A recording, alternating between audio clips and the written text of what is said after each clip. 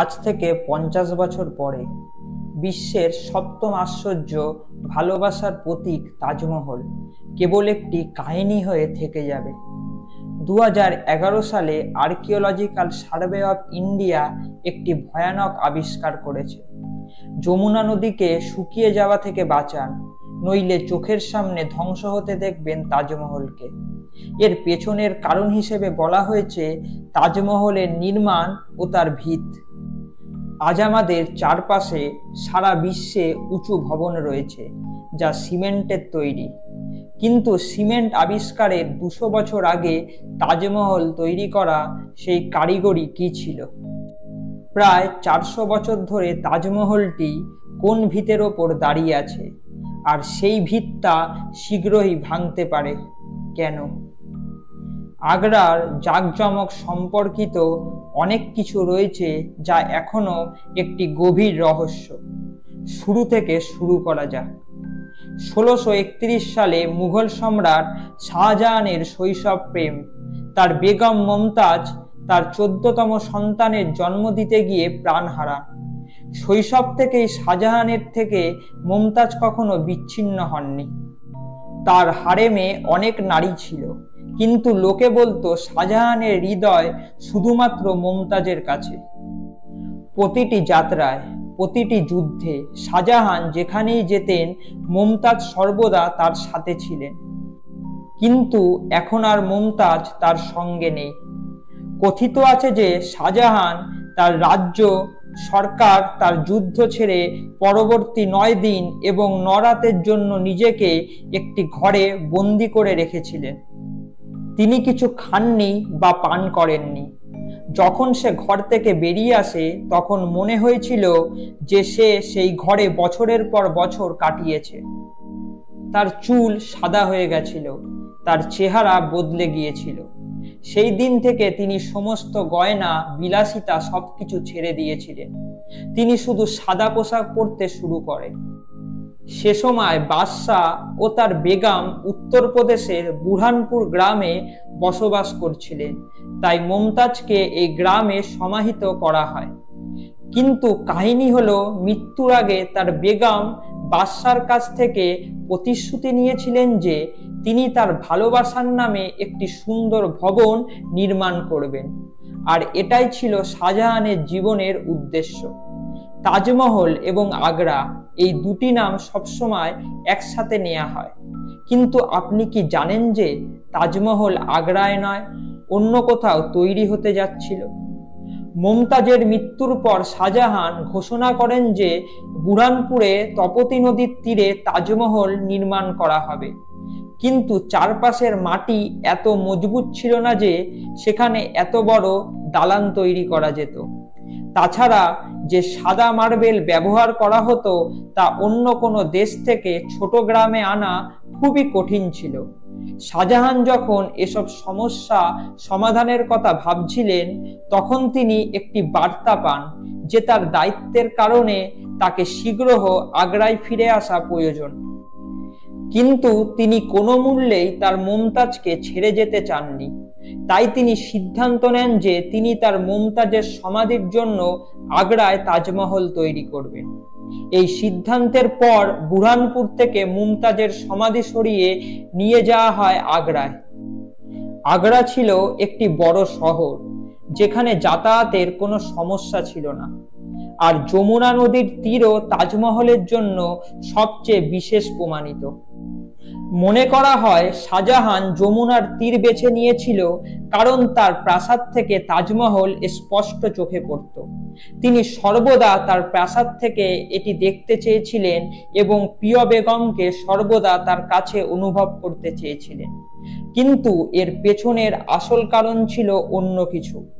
যমুনা নদী ছাড়া তাজমহল নির্মাণ সম্ভব ছিল না। তাজমহল 28টি বিভিন্ন মূল্যবান পাথর দিয়ে তৈরি। এর ওপরের গম্বুজটি পাথরের স্তর দিয়ে তৈরি। কিন্তু সিমেন্ট ছাড়া এসব হলো কি করে? এর পেছনে রয়েছে ভারতের কারিগরি আর তাজমহলের ভিত, যা কাঠের তৈরি। প্রকৃতপক্ষে মুঘল স্থাপত্যে বেশিরভাগ ভবনে কাঠের ভিত ছিল, তবে তাজমহলের জন্য বিশেষ ধরনের কাঠ ব্যবহার করা হয়েছে। আবলুস কাঠ একটি অনন্য শক্তিশালী কাঠ। যেখানে অন্যান্য কাঠের জলের ঝুঁকি রয়েছে, সেখানে আবলুস কাঠ জলের আর্দ্রতার দ্বারা শক্তিশালী হয়। আর্দ্রতা ছাড়া এই কাঠ ফাটল ধরে ভেঙে যেতে পারে। তাই তাজমহলের জন্য যমুনা নদী সবচেয়ে গুরুত্বপূর্ণ, কারণ এটি সেই কাঠকে বছরের পর বছর আর্দ্রতা দেয় এবং তাজমহল শক্ত হয়ে দাঁড়িয়ে আছে। এই বিষয়টি মাথায় রেখেই তাজমহল তৈরির জন্য এই জায়গাটিকে বেছে নেওয়া হয়েছিল। কিন্তু সে সময় এই জমি আগ্রার রাজা প্রথম জয়সিংহের নামে ছিল। এটি পাওয়ার জন্য শাহজাহান তাকে তার 4টি প্রাসাদ দিয়েছিলেন বলে ধারণা করা হয়। কিন্তু আজ যমুনা নদী ধীরে ধীরে শুকিয়ে যাচ্ছে, আর তাজমহলের মজবুত ভিত দিন দিন দুর্বল হয়ে যাচ্ছে।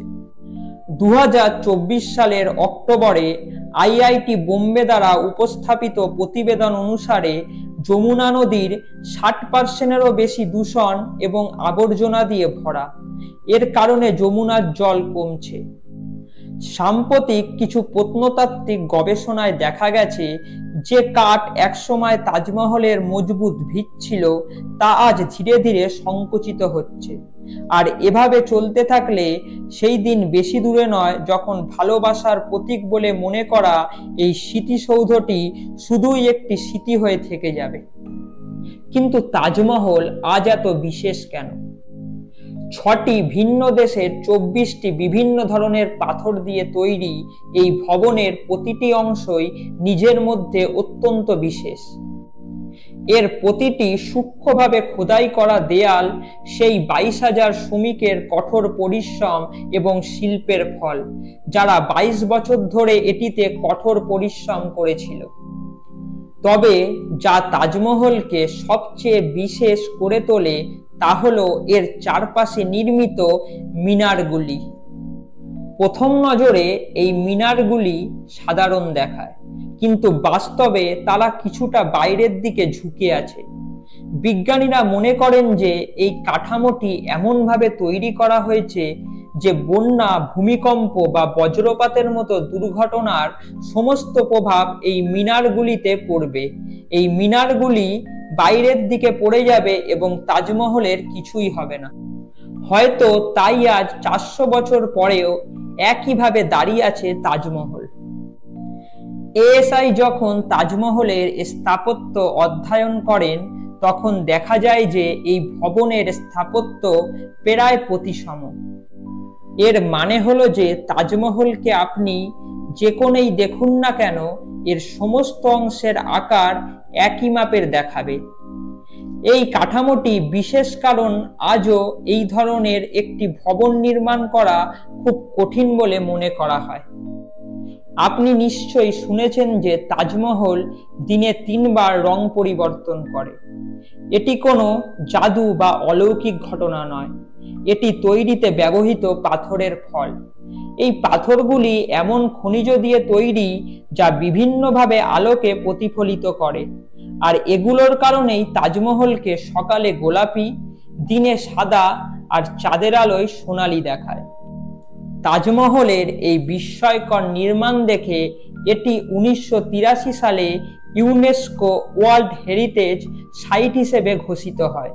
তবে এই সাদা মার্বেলের ভবনের কালো ছায়াও রয়েছে। ফরাসি পরিব্রাজক জিন ব্যাপটিস্ট ট্রাভেনিয়ারের মতে শাহজাহানও একটি কালো তাজমহল তৈরি করতে চেয়েছিলেন, যা তাজমহলের ঠিক পিছনে তার ছায়ার মতো। শাহজাহান সবসময় তার মমতাজের সাথে থাকতে চেয়েছিলেন, কিন্তু তিনি জানতেন যে মমতাজের সাথে কবর দেয়া মানে তাজমহলের নিখুঁত কাঠামোর ক্ষতি হবে। তাই তিনি তার কবরের জন্য একটি কালো তাজমহল তৈরি করার সিদ্ধান্ত নেন। ব্যাপটিস্টের মতে এই ভবনের নির্মাণ কাজ প্রায় শুরু হয়ে গেছিল, কিন্তু সে সময় এমন কিছু ঘটে যা শাহজাহানের ভাবনাতেও ছিল না। তার ছেলে ঔরঙ্গজেব রাজা হওয়ার লোভে তাকে বন্দী করে। শাহজাহান তার অবশিষ্ট জীবন একটি অন্ধকূপে কাটিয়েছেন, যেখানে তিনি তার জানলা দিয়ে তাজমহলের দিকে তাকাতেন এবং মমতাজের স্মৃতিতে প্রতিদিন কাটাতেন। ব্যাপটিস্ট লিখেছেন যে শাহজাহান যে সময় বন্দী ছিলেন সেই সময় কালো তাজমহলের কাজও বন্ধ হয়ে যায়, আর শাহজাহানের এই স্বপ্ন স্বপ্নই থেকে গেল। কয়েক দশক আগে আগ্রার বিখ্যাত মেহতাবরাগে কিছু পুরানো কালো পাথর পাওয়া গিয়েছিল, যা ব্যাপটিসের এই দাবিগুলিকে সমর্থন করেছিল। কিন্তু অন্যদিকে কিছু ঐতিহাসিকবিদ বলেছেন এগুলো শুধু বানানো গল্প। কালো তাজমহলের সত্যতা আজও রহস্য। মমতাজের সমাধি দেখতে সারা বিশ্বের মানুষ তাজমহলে আসেন। আসলে তার মৃতদেহ সেখানে কবর দেয়া হয়নি। তাজমহলে একটি বিশেষ কক্ষ রয়েছে, যা দেখতে মানুষ খুবই আগ্রহী, কারণ এই কক্ষে মুমতাজ ও শাহজাহানের দুটি সমাধি রয়েছে বলে ধারণা করা হয়। কিন্তু প্রকৃতপক্ষে এই দুটি সমাধি সম্পূর্ণ খালি। তাহলে এগুলো বানানোর কারণ কি ছিল? আর আসল কবর কোথায় আছে? এসব প্রশ্নের উত্তর আমরা পাই মুঘল ঐতিহাসিক আরনাতের লেখায়। আমরা প্রথমে জানলাম মুমতাজকে প্রথমে বুরহানপুরে দাফন করা হয়, কিন্তু শাহজাহান কোনো অবস্থাতেই তার বেগমের কাছ থেকে দূরে থাকতে চাননি। তাই মুমতাজের মৃতদেহ একবার নয়, 3 বার বিভিন্ন জায়গায় দাফন করা হয়। বুরহানপুরের পর যমুনার ওপারে তার লাশ দাফন করা হয়। 1632 সালে তাজমহলের ভিত স্থাপনের সময় শাহজাহান আবারও মুমতাজের মৃতদেহকে সেখান থেকে সরিয়ে তাজমহলের নিচে কবর দেন। মুমতাজের আসল সমাধি এখনো তাজমহলের নিচে রয়েছে। শাহজাহানের মৃত্যুর পর ঔরঙ্গজেবও তাকে সেখানে কবর দেন। উপরের কক্ষে নির্মিত সমাধিগুলি, যা এখন পর্যটকদের আকর্ষণের জায়গা, সেগুলি প্রকৃত কবরগুলির একটি চিত্র মাত্র। আসল কবরগুলি নিচে, যেখানে কেউ পৌঁছাতে পারবে না।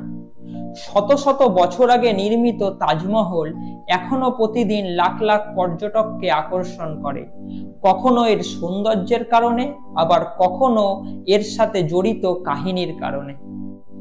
এ সম্পর্কে আপনার কি মতামত আমাদের কমেন্টে জানান। অডিওটি ভালো লাগলে লাইক এবং শেয়ার করুন। আর এরকম আরো ইতিহাসের রহস্য ও কাহিনী জানতে অজানা রহস্যকে সাবস্ক্রাইব করুন।